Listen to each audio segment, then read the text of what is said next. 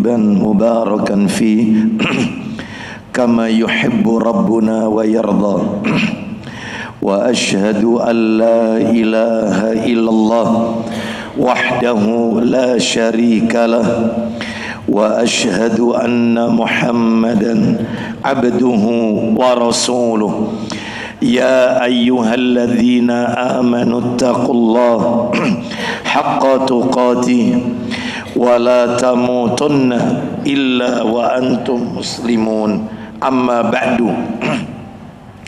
فإن أصدق الحديث كتاب الله وخير الهدي هدي محمد صلى الله عليه وسلم وشر الأمور محدثاتها وكل محدثة بدعة وكل بدعة ضلالة وكل ضلالة في النار.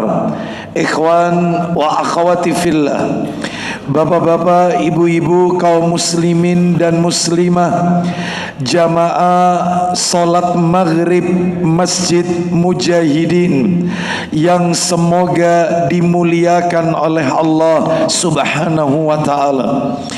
Tidak ada kata yang patut kita ucapkan pada malam hari ini selain rasa syukur kita kepada Allah Rabbul Izzati wal Jalalah atas segala karunia nikmat yang telah Allah berikan kepada kita. Di antaranya Allah Subhanahu wa ta'ala memberikan kita kesempatan, kemudahan dan kekuatan untuk mengoptimalkan amalan-amalan ketaatan kepada Allah Subhanahu wa ta'ala, sebagaimana yang kita lakukan pada malam hari ini. Diawali dengan salat maghrib berjamaah, dilanjutkan dengan talabul ilmi, menuntut ilmu, dan berakhir dengan melaksanakan salat isya yang dikerjakan secara berjamaah pula. Semoga rangkaian amal-amal kebajikan yang kita lakukan pada malam hari ini semuanya diterima dan diridhoi oleh Allah Subhanahu wa ta'ala. Bapak ibu kaum muslimin dan muslimah rahimani wa rahimakumullah, malam hari ini sebelum kajian kita mulai, dari hati yang paling dalam kami mengucapkan permohonan maaf atas keterlambatan kajian kita malam hari ini lantaran kreditnya jalan dan di luar prediksi tentunya. Semoga menunggunya Bapak Ibu sekalian pada kajian malam hari ini tercatat di sisi Allah sebagai pemberat timbangan amal kebajikan kita kelak di yaumil qiyamah. Bapak Ibu kaum muslimin dan muslimah rahimani wa rahimakumullah, kita masih membahas kitab yang ditulis oleh Syekh Salim bin Id Al-Hilali hafizahullah ta'ala. Kitab yang berjudul Mubtilatul A'mal fi Daw'il Qur'anil Karim wa Sunnati As-Sahihah Al-Mutahharah, yang sudah diterjemahkan ke dalam bahasa Indonesia dengan terjemahan bebas. Judulnya Penyebab Rusaknya Amal Menurut Al-Quran dan Sunnah yang Sahih. Menurut catatan saya, pada bulan yang lalu saya baru menyampaikan dua perbuatan, dua amalan yang bisa merusak pundi-pundi pahala yang sudah kita kumpulkan, parasit-parasit amal soleh. Ya, jadi amalan-amalan toksik, gitu ya. Jadi perbuatan-perbuatan yang bisa menghapus seluruh amal kebajikan kita, seluruh ganjaran pahala yang sudah kita kumpulkan. Saya baru menyampaikan 2 poin. Yang pertama, mudah-mudahan masih ingat, yaitu murtad, keluar dari Islam, orang yang pindah agama, dan ini sudah kami sampaikan, tidak perlu kami ulang kembali dalil-dalilnya. Yang kedua, syirik, menyekutukan Allah. Dalilnya ada di surat Az-Zumar ayat 65 dan Al-An'am ayat 88. Saya tidak akan ulang lagi. Hari ini kita akan lanjutkan amalan-amalan yang lain, perbuatan-perbuatan yang lain. Baik, nomor 3. Nah, kita masuk di nomor 3 ya hari ini. Yang ketiga adalah perbuatan yang bisa menghapus amal kebaikan kita, yaitu disebutkan oleh para alim ulama, mendustakan ayat-ayat Allah dan tidak beriman kepada hari kiamat. Mendustakan ayat-ayat Allah dan tidak beriman dengan rukun iman yang kelima, iman kepada hari akhir. Mana dalilnya? Mana dalil yang menunjukkan mendustakan ayat-ayat Allah? Dia tidak mengimani ayat-ayat Allah dan dia juga mendustakan rukun iman yang kelima. Dia tidak meyakini adanya hari berbangkit. Dia menganggap orang yang telah mati maka jasadnya telah hancur, mustahil akan dibangkitkan nanti di hari kiamat. Hari kiamat itu dongeng untuk menakut-nakuti orang, ini kata mereka. Maka yang seperti ini amalannya dihapus oleh Allah Subhanahu wa taala. Dalilnya kami sebutkan 1. Ya, ada beberapa sih sebenarnya. Yang pertama adalah firman Allah, surat yang ke-7 Al-A'raf. Surat yang ke-7 Al-A'raf, ayatnya 147. Mari kita dengarkan murotalnya. Surat Al-A'raf ayat yang ke-147.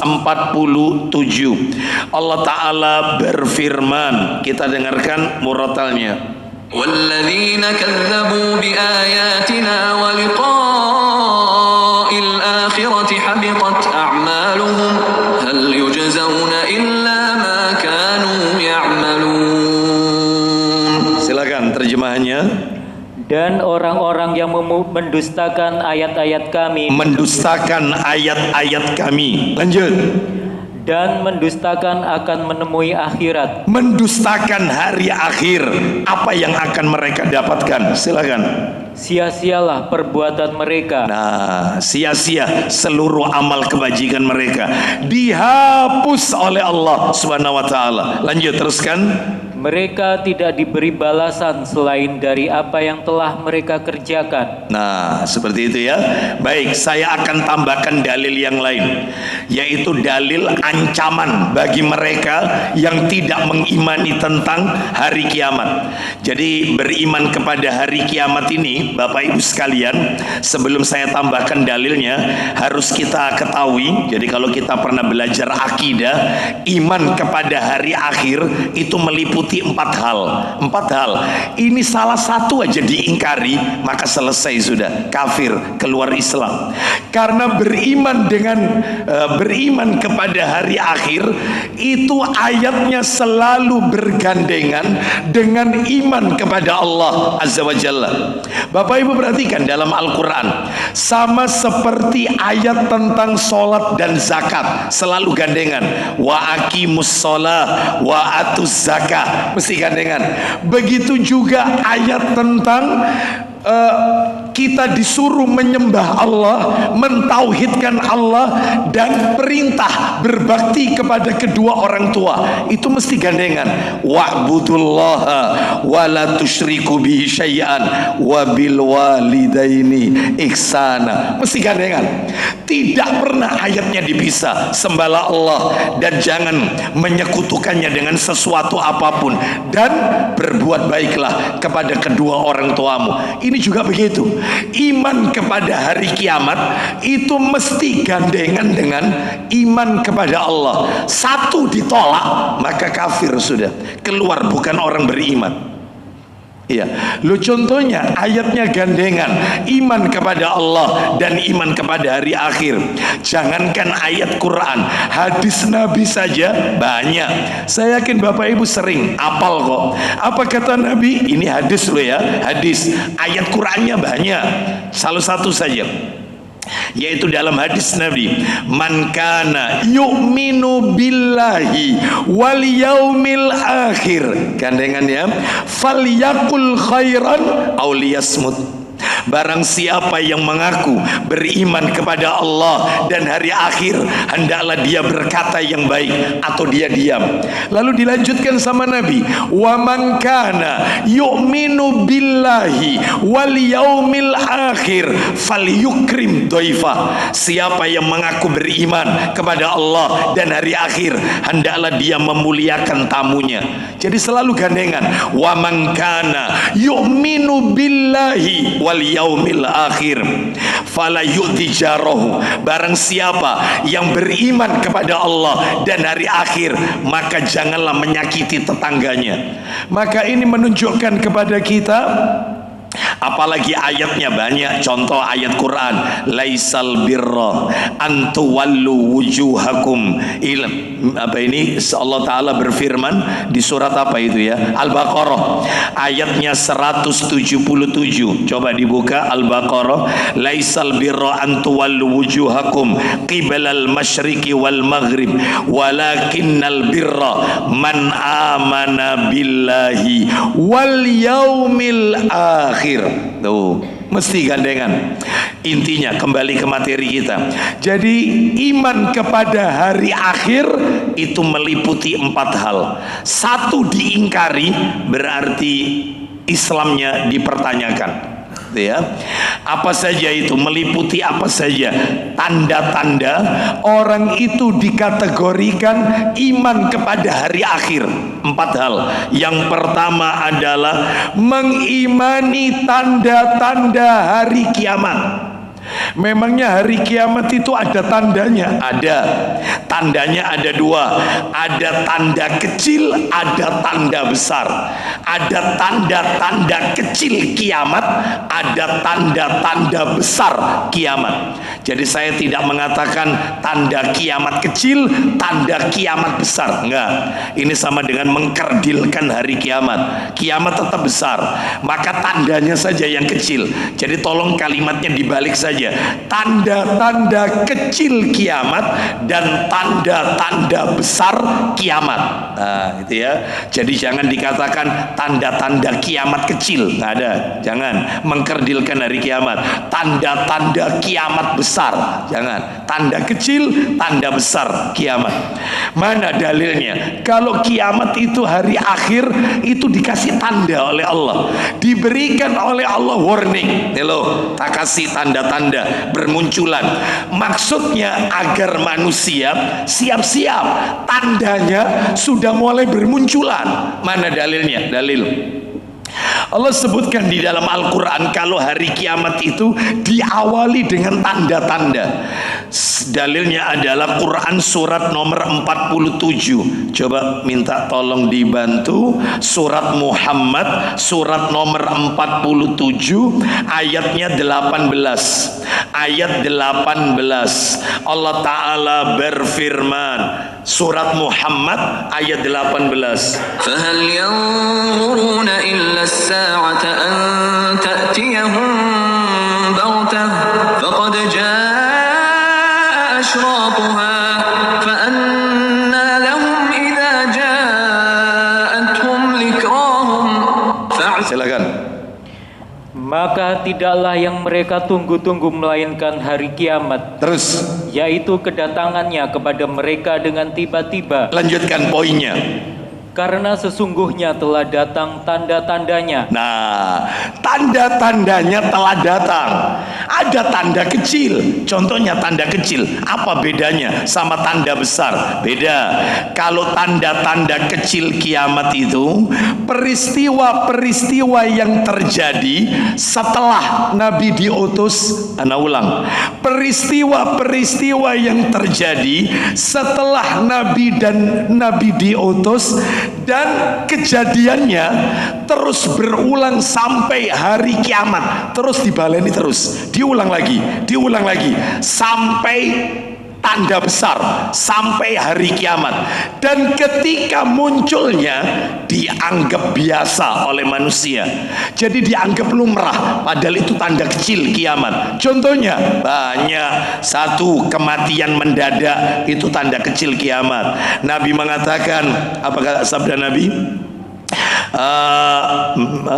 Nabi sallallahu alaihi wasallam bersabda dalam riwayat At-Tabrani, inna min amaratis sa'ah an yadhhara mautul faja'ah. Sesungguhnya di antara tanda-tanda telah dekatnya kiamat, banyaknya orang yang mati mendadak, mati tanpa sebab, mati tanpa didahului dengan sakit. Rajin olahraga, nge-gym, menghindari pantangan makan, rajin jaga kesehatan, ternyata meninggal. Maka yang kayak gini ini kalau menurut medis kedokteran, mesti selalu ujung-ujungnya jantung, Pak, kata dokter.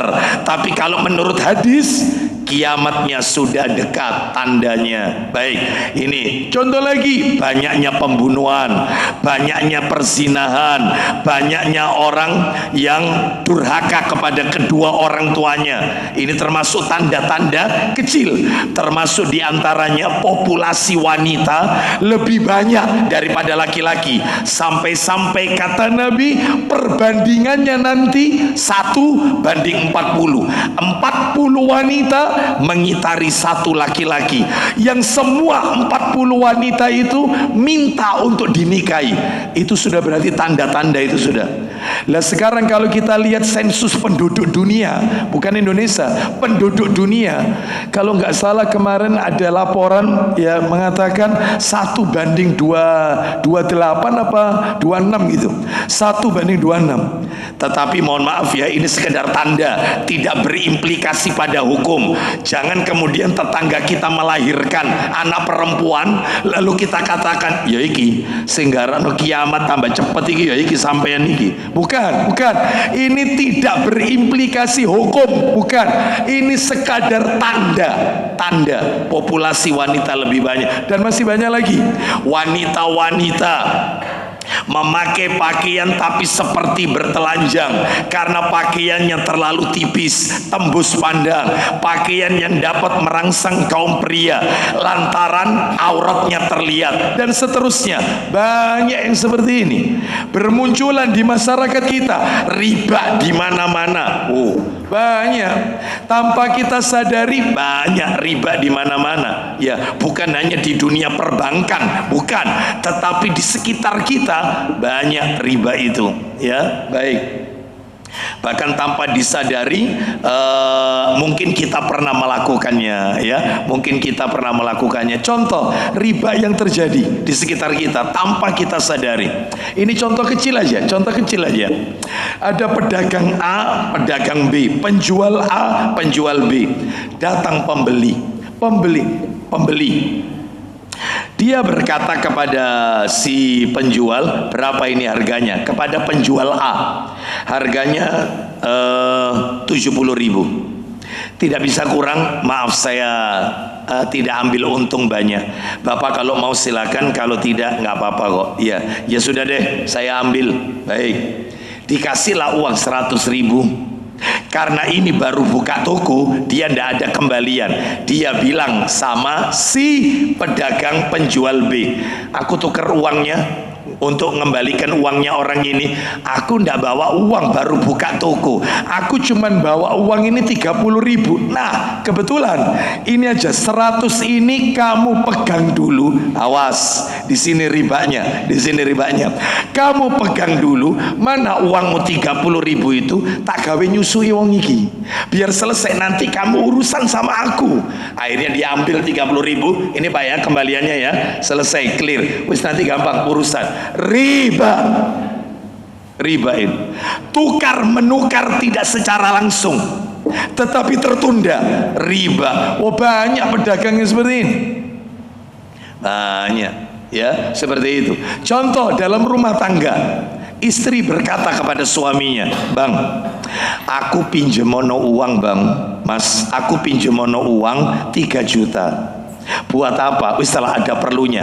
Nanti kalau aku narik arisan tak balik no. Oh iya, nanti bang, nanti aku pinjemono uang 3 juta, nanti malam kamu tak pijeti. Nah, itu riba itu. Riba. Ya, riba itu. Kecuali bukan pinjam, aku minta uangnya 3 juta, engkau bengi tak pijeti, apa-apa, aman. Ini masalah pinjam. Kullu qardin ya jarra manfaatin fahuwa riba. Setiap utang piutang yang bisa menimbulkan manfaat maka itu riba. Nah, kan dia pinjam, dia memberikan manfaat berupa pijitan, riba.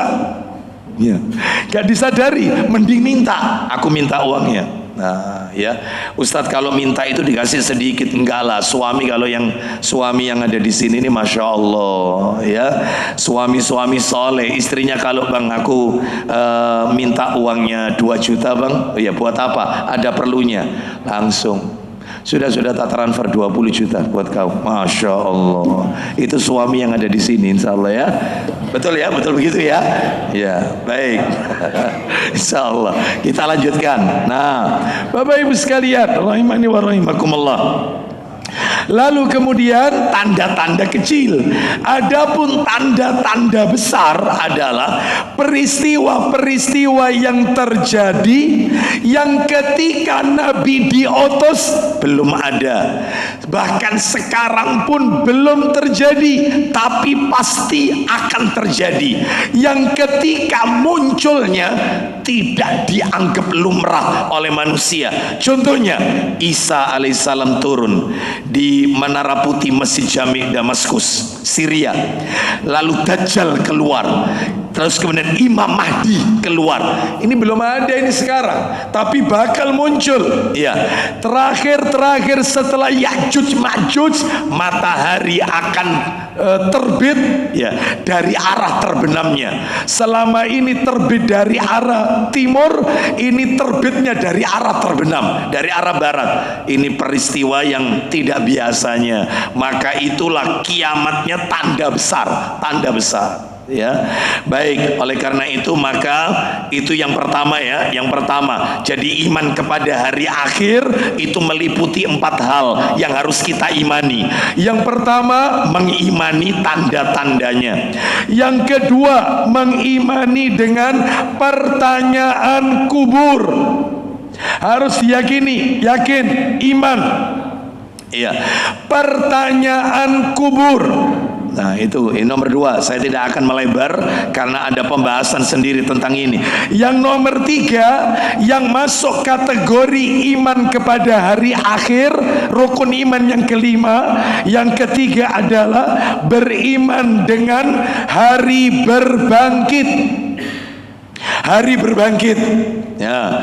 Lalu yang nomor 4 yang terakhir, iman kepada hari akhir meliputi beriman dengan apa-apa yang terjadi setelah kiamat, apa-apa yang terjadi setelah nanti kiamat. Apa itu Ustadz yang terjadi?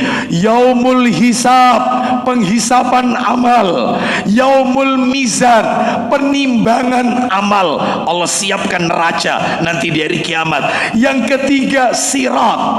Ya, jembatan yang melintang di atas neraka, yang lebih halus daripada rambut, lebih tajam daripada mata pedang. Sirat harus kita imani. Terus telaga Al-Kausar wajib kita imani. Ini setelah kiamat ini. Terus syafaat harus kita imani. Syafaat. Oleh karena itu, salah satu aja diingkari, selesai sudah. Amalnya dihapus oleh Allah Azza wa Jalla. Keluar dari Islam, bukan orang beriman. Nah, ini hati-hati. Baik, kembali ke materi kita, Bapak Ibu sekalian. Sekarang saya akan tunjukkan tambahan dalil. Tambahan dalil. Ancaman-ancaman bagi mereka yang tidak beriman dengan hari akhir, hari kiamat. Saya tambahkan, kalau tadi yang dibaca oleh Ustadz tadi kan surat 7 ayat 147, amalnya dihapus. Surat surat Al-A'raf tadi.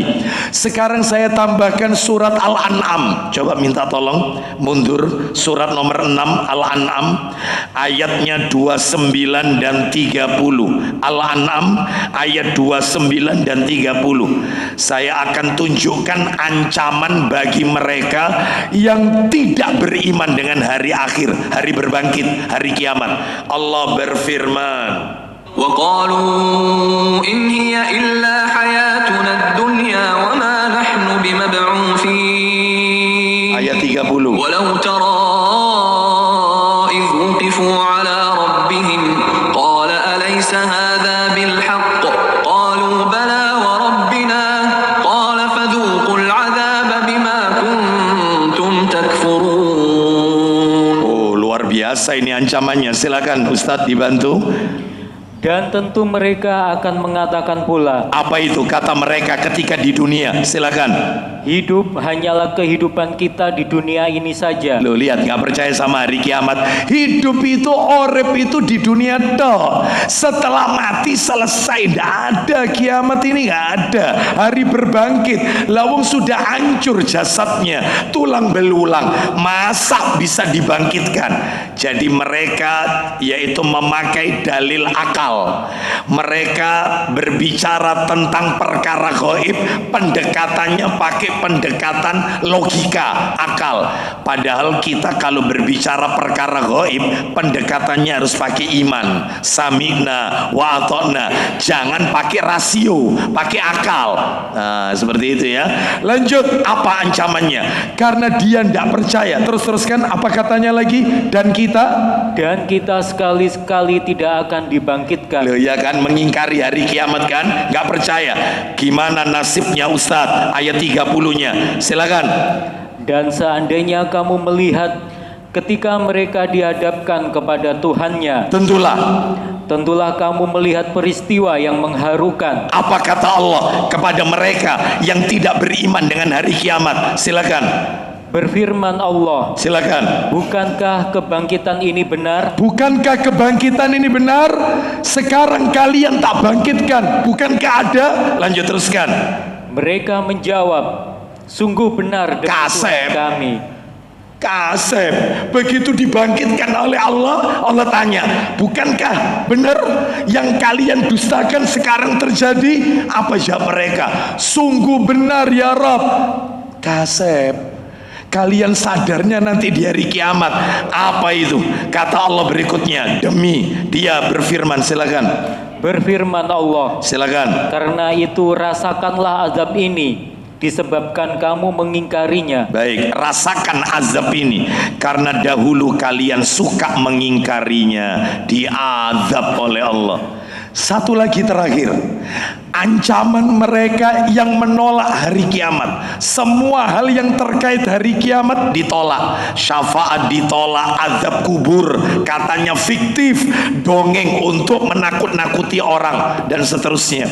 Kita dengarkan surat nomor 25 Al-Furqan. Coba surat nomor 25-nya Al-Furqan ayat 11. Allah Ta'ala berfirman, Al-Furqan ayat 11. بل كذبوا بالساعة وأعتدنا لمن كذب بالساعة سعيرا. Silakan. Bahkan mereka mendustakan hari kiamat, Dan kami menyediakan neraka yang menyala-nyala bagi siapa yang mendustakan hari kiamat. Aduh, jelas sekali. Siapa yang mendustakan hari kiamat, kami siapkan neraka yang menyala-nyala. Na'udzubillah. Maka sikap kita sebagai muslim, sami'na wa ata'na, imani semua yang terjadi di hari akhir nanti. Baik, ya. Ini sudah masuk Isya? Belum, ya. Kita lanjutkan sekarang, yaitu perbuatan yang nomor 4. Nah, ini ya. Untuk yang nomor 4 ini sekalian aja, nomor 4, nomor 5, dan nomor 6. Dalilnya jadi 1. 4, 5, 6. Jadi 1 dalilnya. Apa itu Ustaz? Perbuatan yang bisa menghapus seluruh amal soleh kita. Yang nomor 4 adalah, nah, yang nomor 4 ya, nanti dalilnya jadi 1 soalnya. Yang keempat adalah anak yang durhaka kepada orang tuanya. Anak yang uququl walidain, durhaka kepada orang tua, dihapus amalannya, dihapus. Itu nomor 4. Nomor 5, orang yang suka mengungkit-ungkit kebaikan, undat-undat kebaikan. Kamu kalau tidak karena saya, tidak mungkin kamu seperti ini. Ya, siapa selama ini yang menolong kamu kalau bukan saya? Nah, macam-macam undat-undat, ungkit-ungkit kebaikan, dihapus oleh Allah. Yang terakhir nomor 6, 4, 5, 6, orang yang suka mendustakan takdir. Jadi dia tidak beriman dengan rukun iman yang nomor 6, qadha dan qadar. Jadi kalau tadi tidak beriman rukun iman nomor 5, hari kiamat, ini tidak mengimani takdir, rukun iman yang ke-6, dihapus oleh Allah. Mana dalilnya? Nomor 4, 5, dan 6 tersebut. Minta tolong kitabnya Sahih Targhib wa Tarhib, nomornya 2513. 2513, ya, silakan bisa dibantu. 2513 jilid 5 ya, jilid 5 ya, silakan. Dari Abu Umamah radhiyallahu an. Ini mengerikan ini, saya belum baca sudah merinding ini. 2513, kitab Sahih Targhib wa Tarhib. Ayo baca. Dari Abu Umamah radhiyallahu an, ia menuturkan, Ya, Rasulullah sallallahu alaihi wasallam telah bersabda. saya bacakan sabdanya. Salah satun, berarti ada 3. Nomor 4, nomor 5, nomor 6 ini maksudnya. Salah satun la yakbalullahu azza wa jal minhum sarfan wala adlan. Silakan. Ada 3 golongan manusia yang mana Allah tidak menerima amal-amal yang fardu dan yang sunnah dari mereka. Amalan fardu tertolak, amalan sunnah tertolak. Sholat fardu, sholat sunnah dihapus, zakat sodakoh dihapus, puasa Ramadan, Senin Kamis, Ayamul Bid, puasa Daud, Asyura, Arafah, 6 hari di bulan Syawal dihapus. Haji umrah dihapus, fardu dan sunnahnya. Bahaya ini, bahaya. 3 amalan penghapus amalan fardu, amalan sunnah. Apa itu Ustaz? 1, yang pertama adalah aqaq. Silakan. Yaitu orang yang durhaka, Durhaka kepada orang tua. Akun liwalidai, durhaka kepada kedua orang tuanya. Nomor 2 Ustaz, berarti nomor 5 ini. 4, 5, 6. Lanjut Ustaz. Wamanan. Silakan. orang yang mengungkit-ungkit pemberiannya. Yang terakhir nomor 3, berarti nomor 6 ini ya. 4, 5, 6. Wa mukadzibun biqadar. Silakan.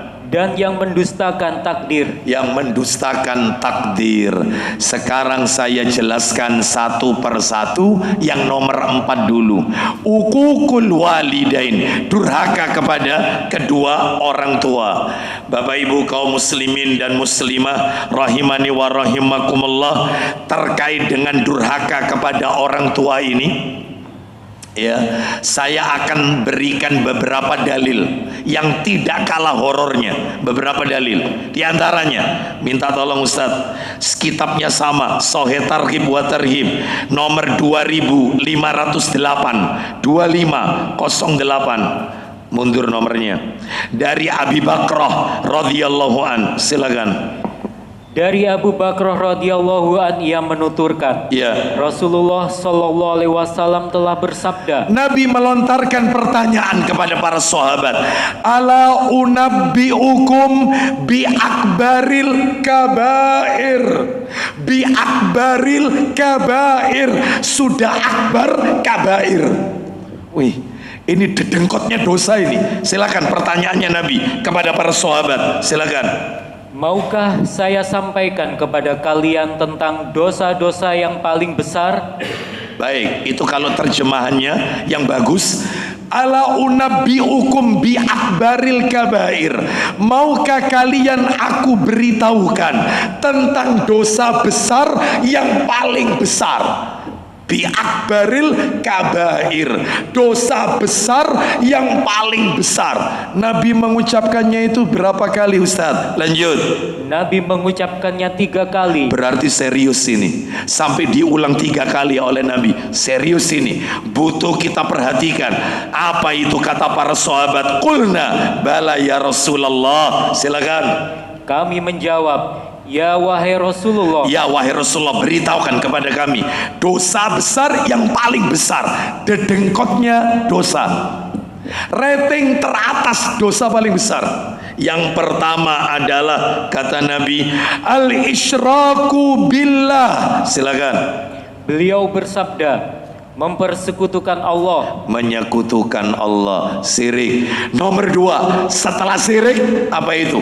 Wa uququl walidain. Silakan. Durhaka terhadap kedua orang tua. Nah, itu ya. Jadi Nabi ketika menyampaikan syirik, durhaka kepada orang tua, itu Nabi sedang bersandar, duduknya senden. Untuk menjelaskan yang nomor 3, Nabi duduk tegak. Serius ini. Awalnya Nabi mengatakan dosa besar yang paling besar al-isyraku billah, syirik, menyekutukan Allah, masih senden. Yang kedua, uququl walidain, durhaka kepada orang tua, masih bersandar. Untuk nomor 3 duduk tegak. Lanjut Ustaz, teruskan sedikit, silakan. Pada saat itu beliau bersandar, Nah, terus. lalu duduk dan bersabda. Nah, duduk tegak. Lalu Nabi bersabda yang nomor 3, ala wa qauluz zur wa syahadatuz zur wa syahadatuz zur. Silakan. Ketahuilah, dan juga ucapan palsu dan kesaksian palsu. Orang yang suka berkata dusta, memberikan persaksian palsu. Lalu untuk yang nomor 3 ini, famazala yukarriruha hatta qulna laitahu sakata. Apa itu? Silakan. Beliau terus mengulang-ulanginya hingga kami mengatakan, Untuk yang nomor 3 ini, persaksian palsu, kata-kata zur, palsu, itu diulang-ulang sampai Nabi, sama Nabi. Sampai-sampai kata para sahabat, mudah-mudahan Nabi diem, mudah-mudahan diem. Jadi Nabi terus mengulang-ulang, ala wa qauluz zur wa syahadatuz zur, ala wa qauluz zur wa syahadatuz zur, ala wa qaul. Itu katanya sahabat, mudah-mudahan diem, mudah-mudahan. Serius ini nomor 3, karena banyak ucapan dusta di mana-mana, banyak persaksian palsu di mana-mana. Nah, itu ya. Sehingga mereka yang benar tetap disalahkan, sedangkan mereka yang salah dimenangkan kasusnya. Oh, banyak. Ini terjadi bukan hanya di pengadilan, di mana-mana, di mana-mana. Ya. Oleh karena itu maka hati-hati. Kita ini sudah masuk. Baik, sebelum saya tunjukkan dalil berikutnya terkait uququl walidain dan contoh-contoh anak-anak durhaka yang terjadi di zaman sekarang, maka kita dengarkan dulu kumandang adzan Isya. Setelah itu kita lanjutkan dikit ya. Wassallallahu ala nabiyyina wa ala alihi washabihi wasallam. Silakan.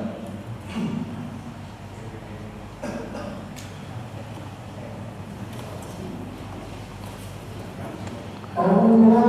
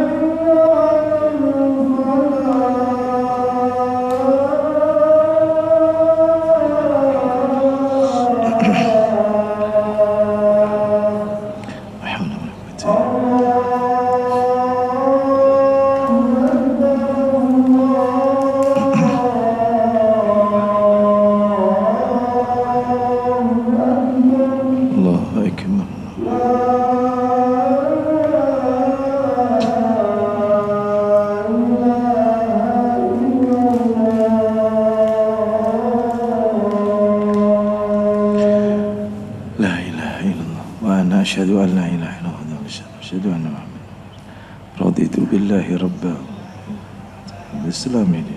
Allahumma salli ala Muhammad wa ala ali Muhammad kama sallaita ala Ibrahim. Allahumma rabb hadhihi da'wati tamma salatu qaimat Allahumma inni as'aluka al-jannah wa a'udhu bika minan nar. As'aluka al-jannah wa a'udhu bika minan nar. Allahumma inni as'aluka al-jannah. Alhamdulillah wassalatu wassalamu ala Rasulillah. Amma ba'd. Kita lanjutkan Bapak Ibu sekalian. Saya akan berikan dalil yang lain tambahan, masih berbicara tentang yang nomor 4. Nomor 4 ya. Nomor 4, uququl walidain, durhaka kepada kedua orang tua. Barusan kita dengarkan dalil tambahannya bahwasanya uququl walidain termasuk dosa besar, bahkan dosa besar yang paling besar setelah syirik, setelah menyekutukan Allah. Sekarang saya tambahkan dalil yang lain. Minta tolong Ustaz, Sahih Targhib wa Tarhib jilid 5 tetap nomornya 2511 2511 ya, kita dengarkan 2511 dari Ibnu Umar radhiyallahu anhuma. Silakan. Dari Ibnu Umar radhiyallahu an, dari Rasulullah sallallahu alaihi wasallam, beliau bersabda. Kita dengarkan isi sabdanya. Salasatun la yanzurullahu ilaihim yaumal qiyamah. Silakan Ustaz. Ada 3 orang yang mana Allah tidak akan melihat mereka dengan pandangan rahmat pada hari kiamat. Ada 3 orang Allah tidak mau melihat mereka, berarti dicuekin oleh Allah. Saya punya judul kajian, mungkin di YouTube sudah ada, Mas Wairul mungkin sudah upload. Judulnya dicuekin Allah, orang-orang yang dicuekin Allah.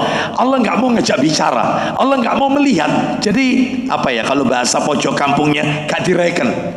Ada, kalau nggak salah ada 12 karakteristik manusia yang Allah nggak mau lihat, nggak mau bicara sama mereka, dibiarin sama Allah, dicuekin. Nah, ini salah satunya, 3 orang Allah tidak akan melihat mereka nanti di hari kiamat dengan pandangan rahmat.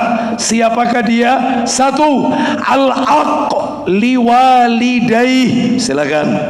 Yaitu orang yang durhaka kepada kedua orang tuanya. Masya Allah ya, masuk nomor 1 ini. Yang berikutnya, wa mutminul khamar. Silakan.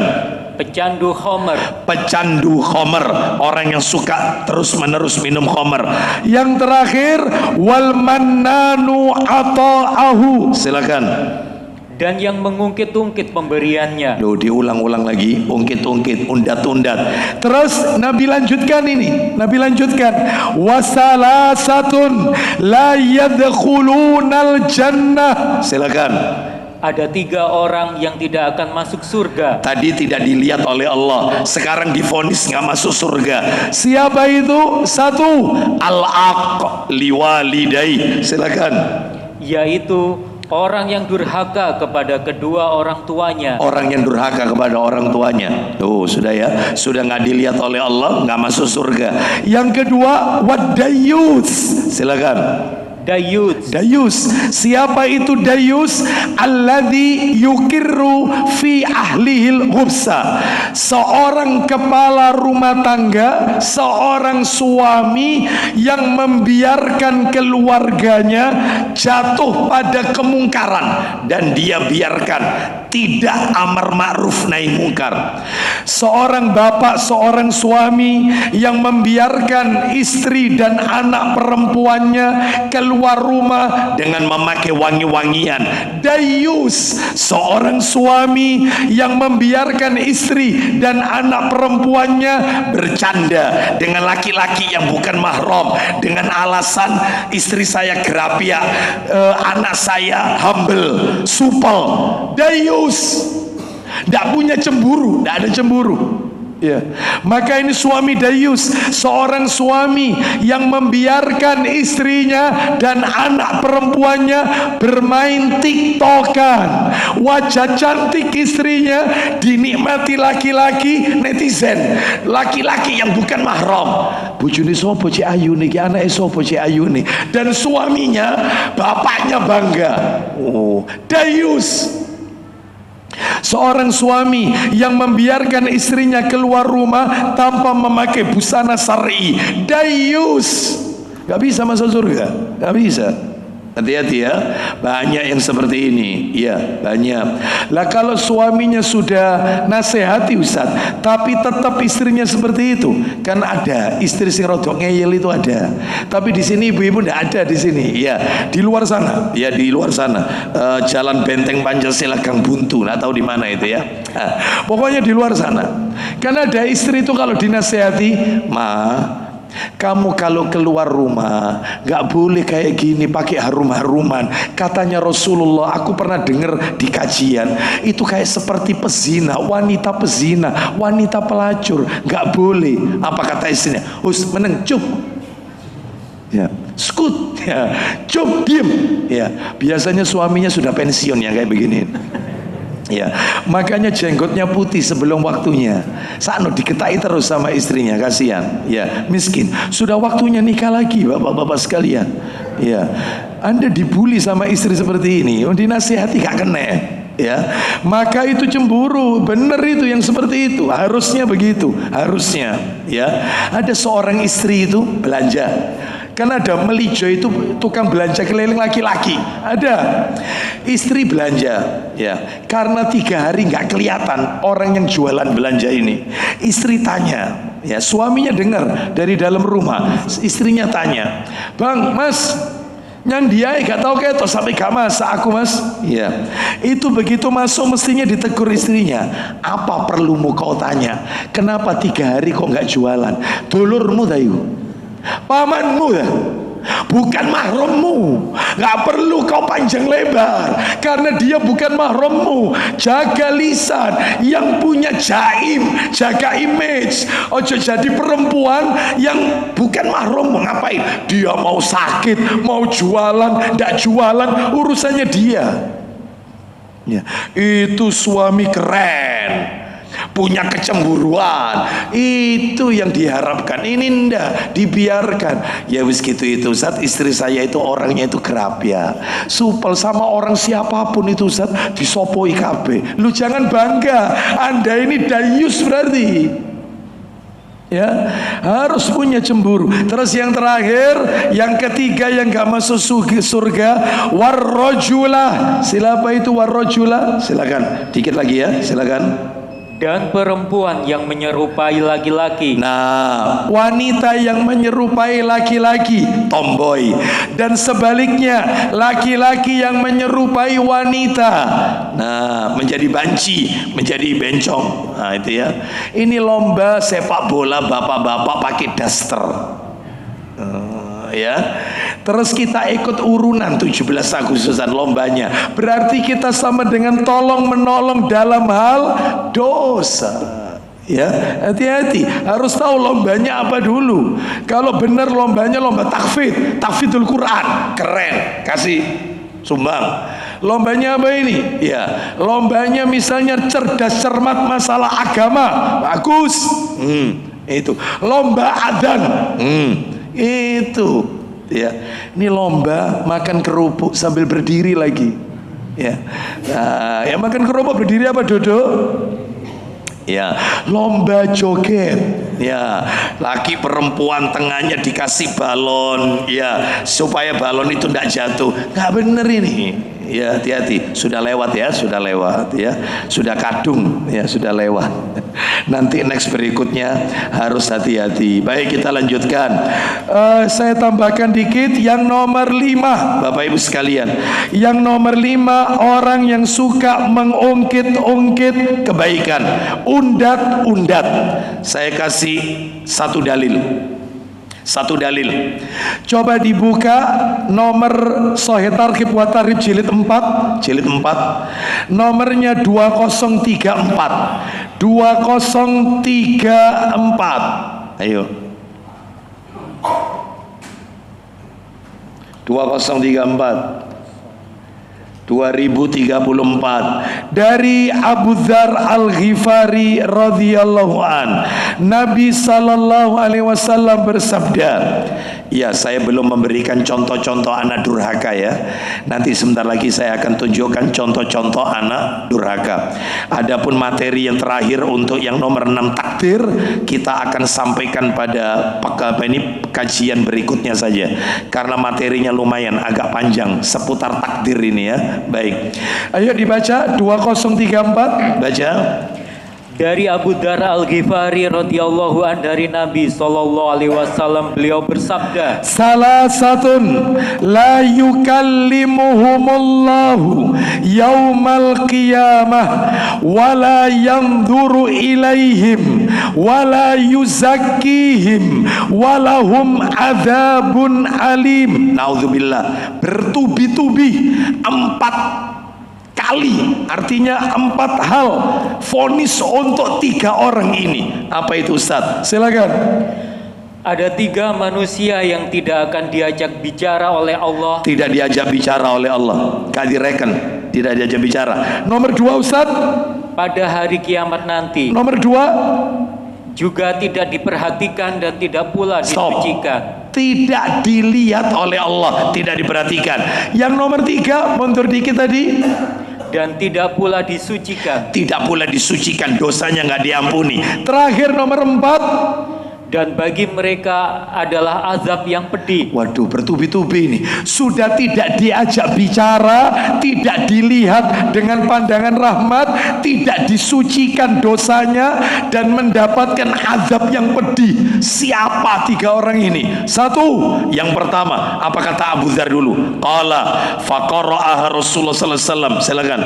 Ia menuturkan, Rasulullah sallallahu alaihi wasallam mengulanginya 3 kali. Sampai Nabi mengulanginya 3 kali. Apa kata Abu Dzar? Qala Abu Dzar. Silakan. Abu Dzar berkata, ya, mereka sia-sia dan merugi. Merugi wahai Rasulullah orang ini, 3 orang ini. Manhum ya Rasulullah. Silakan. Siapa mereka ya Rasulullah? 1, kata Nabi. Beliau menjawab, siap-siap ya, 3 orang, tidak diajak bicara, tidak dilihat dengan pandangan rahmat, tidak disucikan dosanya, plus azabnya pedih. 1, al-musbil. Silakan. orang yang musbil, kainnya di bawah mata kaki.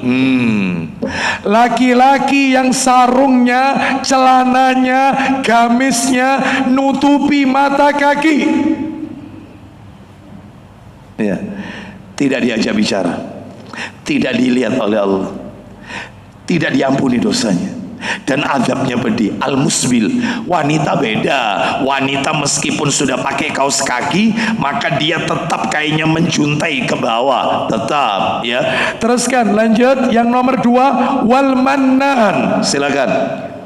Orang yang mengungkit-ungkit pemberian. Nah ya, ini yang nomor 5 tadi. Suka undat-undat, ungkit-ungkit. Terus yang terakhir, wal munafiqu sil'atahu bil halifil kadhib. Silakan.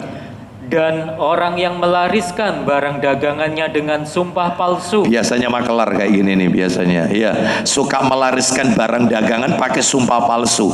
Demi Allah, Pak, ini barang ini saya jual ke panjenengan.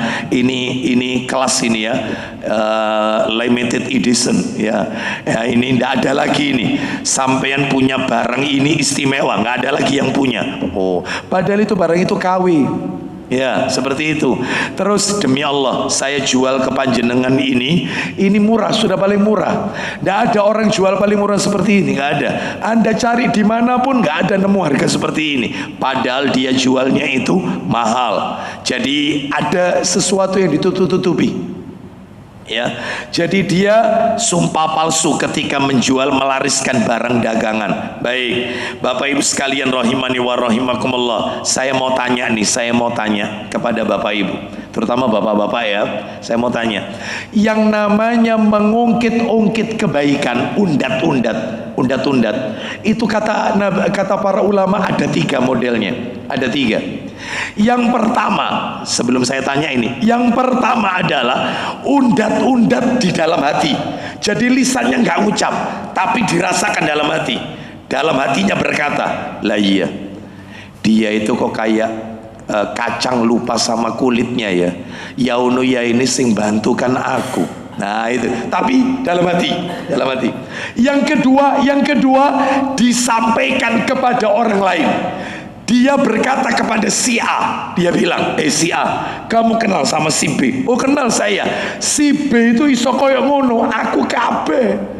Mulai ndak punya apa-apa sampai dia seperti sekarang kondisinya, itu saya semuanya. Dia ngomongnya sama orang lain. Yang ketiga, undat-undat langsung ke orangnya, personnya.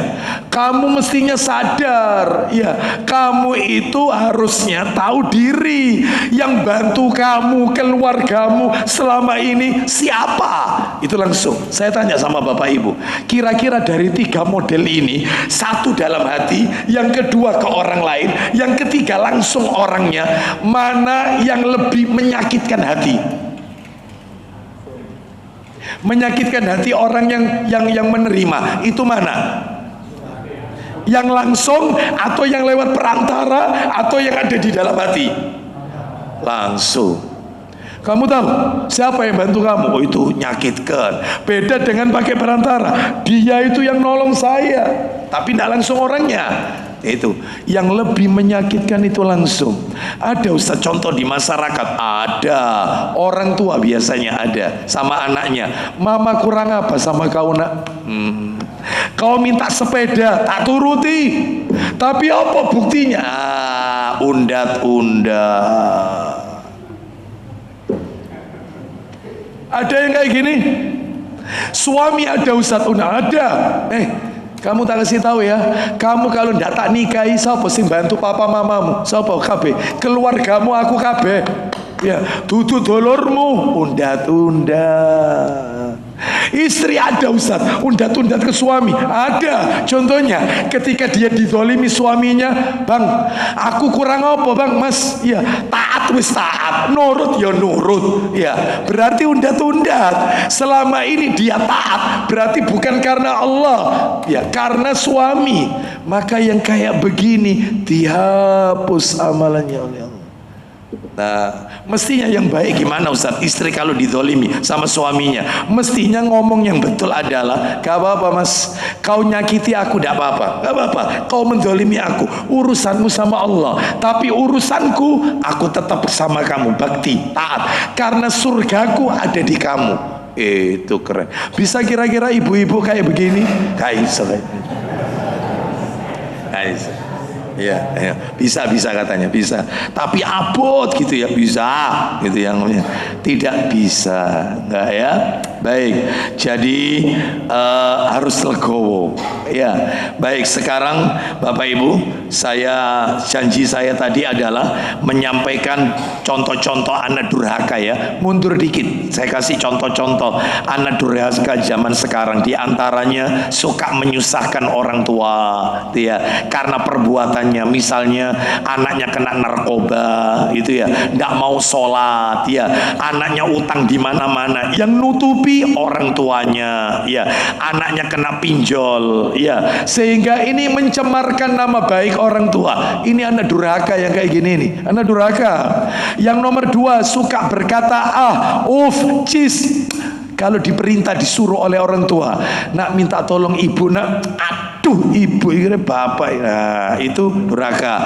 Terus nomor 3 ya, suka bermuka masam kalau di depan orang tua, atau seringkali dia merasa terganggu kalau dihubungi orang tuanya. Contoh, kalau ditelepon temennya, yang telepon temennya, halo, assalamualaikum. Ya apa kabar rek? Iya. Ya apa? Ono acara ndiki, ya apa iki? Oh, gitu ya. Itu temennya. Coba yang nelpon orang tuanya. Halo Bu, ibu lapo telepon ikat mau iku lapo Bu? Aku iki repot Bu. Ya, nggak boleh. Durhaka ini, anak durhaka, ya. Terus tidak suka menemani orang tua saat dibutuhkan. Waktunya orang tua berobat, dia lebih senang menyuruh supirnya untuk nganterkan. Dia tidak mau nganterkan orang tuanya berobat. Saya yakin orang tuanya pasti kecewa. Dulu waktu kecil nak, nggak peduli panas, nggak peduli hujan, nggak peduli apapun kondisinya, mama yang nganterkan kau ke dokter. Sekarang mama sakit, supirmu yang kau suruh. Ya, ini durhaka ini. Terus suka mengejek orang tua atau terkesan membodoh-bodohi orang tua. Mama ini gaptek, papa ini lola, loadingnya lambat, papa mama bapak ibu ini jadul, ketinggalan zaman. Ya, bapak maklum orang tuanya nggak bisa mengoperasikan HP. Nak ya apa nak caranya buka WA? Bu balak-balik diajari ya. Cek gaptek sih bu, ini kurang ajar. Ya, meskipun kau S3 luar negeri, Harvard University, wah ya, orang tuanya SR, gak tamat sekolah rakyat, tapi ketika berhadapan dengan orang tua yang profesor S3, orang tuamu, kau yang SR, jangan pernah bawa status sosial ketika berhadapan dengan orang tua. Mentang-mentang sudah profesor, doktor, ngatur. Sebab banyak anak kayak gini, wes gelar tinggi ngatur, wes pokoknya bapak ibu kudu nurut, gak usah kakek model, nurut, ya, nek nurut selamat, diatur orang tua. Sampai ada orang tua bilang begini sama saya ini Ustadz, kalau ngomong sakecap, anak saya berkecap-kecap Ustadz. Daripada saya dikurang ajari anak, mending saya ndak pernah ngomong Ustadz, tapi tak dungakno kabeh anak saya Ustadz, sukses dunia akhirat, ngenes hatinya. Yang kayak gini nih, ya nggak boleh. Jangan bawa status sosial. Ya kau meskipun kiai, doktor, ustadz, ya jangan bawa ustadzmu. Orang tuamu lebih ustadz daripada kau. Itu jangan nada tinggi. Terus kemudian memperbudak orang tua. Banyak. Saya pernah lihat ada ibu-ibu umurnya 60 ke atas sambil jalan bawa stroller, ada bayi, rupanya itu cucunya. Saya tegur, cucunya ibu. Iya Ustadz, mau kajian Ustadz. Iya ibu, saya mau berangkat. Lo kemana putranya? Anak saya kerja, mantu saya juga kerja. Dalam hati saya, oh jadi pembantu. Orang tua itu bukan waktunya mempersi bayi terus ngemong dulang cucu, bukan. Orang tua itu waktunya duduk manis, zikir, sholat sunnah, dengarkan taklim. Itu waktunya, bukan mempersi anak, bukan. Betul atau tidak? Iya. Direpoti ambek mantu. Mestinya mantumu kerjanya resign, didikan anakmu. Jangan kau libatkan orang tuamu, itu mestinya. Jangan jadikan mereka pembantu. Nanti gak tepak anaknya nangis, ibu kayak apa bu susune bu, disalahno. Jadi wong tua kayak salah-salahan tok. Banyak gak model kayak gini? Itu loh banyak ya. Terus suka menghina masakan orang tua, itu durhaka. Ya bu, apa ini bu? Iya. Masa apa bu? Ibu ndak masak, ibu ndak enak badan, ada sisa masakan kemarin rawon, kalau kau mau. Ya Allah bu, kemarin rawon, sekarang rawon. Rawonnya lihat aku bosen bu. Saya mau tanya, rawon itu kalau tambah nginep tambah enak apa enggak? Enak. Memang dasarnya tidak iso masak, iso ini cuma nyacat. Ya ini anak durhaka. Oh iki bu, kok rasanya? Maklum orang kalau sudah lansia, mungkin ada bumbu yang belum dimasukkan, rasanya hambar, tidak kayak dulu lagi. Ibunya tanya, ya apa nak, masakan ini ibu seenak tak? Enak bu. Tidak ada orang masakan selezat ini, enak, alhamdulillah. Padahal mungkin hambar, tapi bikin dia itu jangan mencela hasil karyanya itu ya. Terus kemudian jarang diantaranya adalah suka mencela orang tua di hadapan teman-temannya. Gak boleh, gak boleh. Saya pernah ketemu ada orang tua sama anaknya. Ini anaknya ini gandeng orang tuanya pakai tongkat. Assalamualaikum, saya tegur. Waalaikumsalam. Ya, orang tua ini bilang, Ustadz seiling sama saya, ingat saya, Ustadz loh yang ngawin no anak saya, yang khutbah nikah kan Ustadz. Iya, saya masih ingat. Ya, gimana kabarnya antum, gimana antum kabarnya gimana? Anaknya yang nyaut, Abi ini Ustadz, Abi ini diabetesnya 300 Ustadz. Kemarin itu ini check up, itu asam uratnya tinggi Ustadz, jadi dinten Abi ini. Ya, kena diabetes, asam urat, gejala stroke, nggak boleh. Mestinya ngomong, Abi alhamdulillah sehat Ustadz. Itu jangan dihabis-habiskan. Orang tua nggak kepingin digitukan di hadapan teman-temannya, pengen disebut orang sehat. Nah, ini mencela. Ya, betul atau tidak? Ini nggak boleh. Suka motong pembicaraan orang tua, nggak boleh. Orang tuanya berkata, ibu usul lo nak ya, papa usul, papa ini nggak ngerti, tidak sekolah, konsing luwe pinter. Nanti kalau selesai SMA, kamu nanti kuliahnya ngambil, belum kelar. Apa kata anaknya? Siapa? Ma, sebentar. Usulannya papa mama ini ketinggalan zaman. Arek enom saiki. Jadi orang tuanya diem. Ngono nak ya, iya. Boleh. Mestinya yang benar, papa mama sudah selesai ngomong. Kalau sudah selesai, aku minta izin mau ngomong ya. Usul, boleh apa enggak? Izin. Jangan main potong aja. Durhaka yang kayak gini ini. Ya, itu. Terus diantaranya terakhir, sama orang tua bakhil. Tapi kalau sama istrinya royal. Ibunya bilang, nah, tak dungakno kon akeh rezekine nak, kon akeh rezekine ibu umroh nak yo, ibu kepingin umroh nak. Ya, apa kata anaknya? Bu, semenjak pandemi corona, umroh ambek haji ribet, urusannya ribet. Coba kalau istrinya yang minta, bang, nanti Desember kan liburan sekolah, ayo kita healing. Lah kau pengen kemana? Minimal Turki loh bang, Turki atau Singapura. Ayo, nek ambil bojone kudu turut. Tapi sama ibunya, bapak ibunya bakhil. Padahal anak laki-laki baktinya sama orang tua muabad abadi, tidak putus. Baktinya anak perempuan sama papa mamanya selesai di meja nikah. Qabil tu nikah wa taswijah bil mahril madhkur. Saya terima nikahnya, selesai. Hari itu juga surganya wanita bukan sama bapak ibunya, sama suaminya. Sedangkan surga saya, bapak-bapak, sama orang tua. Surganya ada di orang tua, abadi, tak putus. Yang peduli, iya, seperti itu. Ya, jadilah saya punya teman, mudah-mudahan jadikan contoh ya. Dan saya sudah minta izin, saya tutup kajian kita. Saya punya teman luar biasa baktinya sama ibunya, ya. Dan saya minta izin, berarti saya tidak menghibah. Ya, artinya yang penting tidak menyebut nama, ya. Jadikan pelajaran ini luar biasa sama ibunya, masya Allah. Dia manggil ibunya mama. Dia pergi sama istrinya sama anak-anaknya sampai di bandara, ruang boarding, mamanya telepon.